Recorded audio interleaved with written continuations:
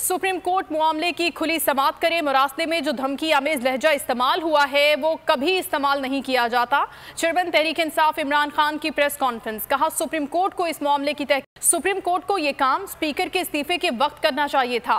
साजिश तब तक कामयाब नहीं हो सकती जब तक मीर जाफर मीर सादिक मुलव्विस ना हो। लंदन में नवाज शरीफ ने साजिश की। छोटा भाई पाकिस्तान में उसका हिस्सा था।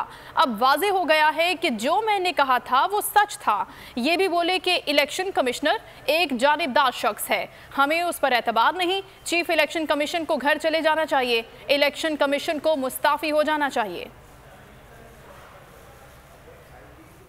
अब नेशनल सिक्योरिटी काउंसिल ने कंफर्म कर दिया कि जो मैंने मीटिंग करवाई थी मेरी सरबराही में उसके वो ठीक उसके मिनट्स थे। मैं अब चाहता हूं कि सुप्रीम कोर्ट के अंदर ओपन हियरिंग हो इसके ऊपर।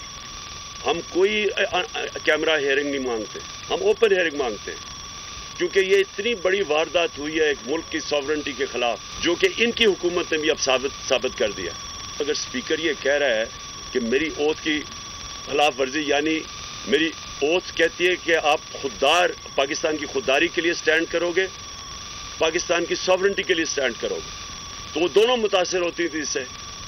तो तब उनको सुप्रीम कोर्ट को इसके ऊपर इन्वेस्टिगेशन करनी चाहिए थी, बजाय उसकी रूलिंग हटा देनी। शहबाज शरीफ को पता था कि मुरासला जेन्युइन है। लंदन में बैठ के उसने पूरी साजिशें की बैरून मुल्क के साथ, और यहां जो छोटा भाई था वो पूरी तरह मुलव्वस था और जरदारी पूरा मिला हुआ था, क्योंकि वो साजिश बाहर की कभी कामयाब हो ही नहीं सकती जब तक आपको अंदर मीर जाफर और मीर सादिक ना मिले।